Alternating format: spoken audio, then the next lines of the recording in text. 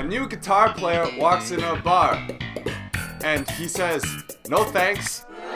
So bar chords suck. And do you really need them? No, not really. You can do power chords, partial chords, learn another song. But should you learn them? Why not? At first, they're very hard to even get to ring out. I get that. I've been there. I kind of am there. But so was every chord when you were first learning it. You know what I mean? And there's a certain sense of satisfaction that comes with, playing bar chords. Or so I've heard. I'm still bad at them. In case you're unfamiliar with what a bar chord is, it's where you bar your finger across an entire fret, and then that's it. Easier said than done though. If you've ever tried learning the guitar and you've come across bar chords, you know why they call it the F chord.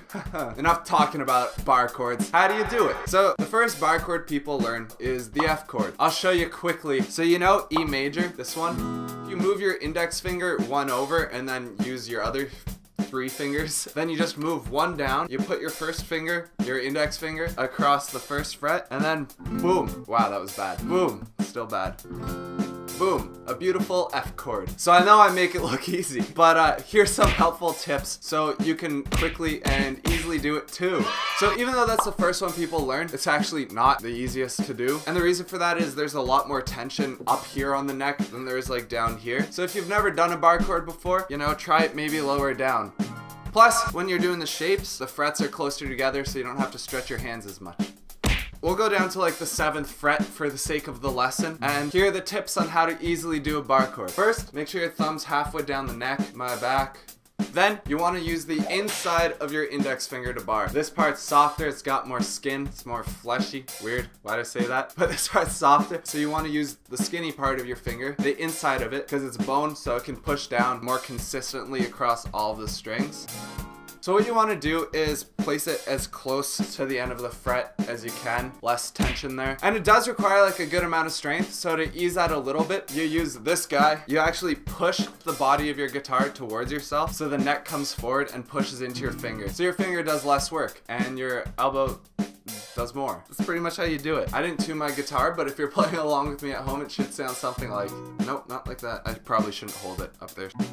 Beautiful. If you're still having trouble, there are a couple things you can do. Number 1, it's easier on an electric guitar than it is on an acoustic guitar. If you don't have an electric guitar and you don't want to spend like $400, if you're not, you can just get thinner strings. If you're still having trouble, you can always lower the action. I'm not gonna lie, I've never done it and I don't know how, but what lowering the action does is it just brings your strings close to the fretboard, so there's less tension. So yeah, at that point, if you still can't do bar chords, practice. Now you might be thinking, practice? But how? Well, don't worry, I looked that up too. So the first technique for practicing bar chords, make the shape down the neck and then you just move up the fretboard. And another way you can practice is just to, do on and off. You can just do chord changes like you would for any other chords. And yeah, as you can tell from this video, I've neglected bar chords for a long time. No more. Once you know how to play bar chords, you can play anything. Anyway, that's pretty much it. If you have extra techniques or like a good way to practice them, I'd like to know.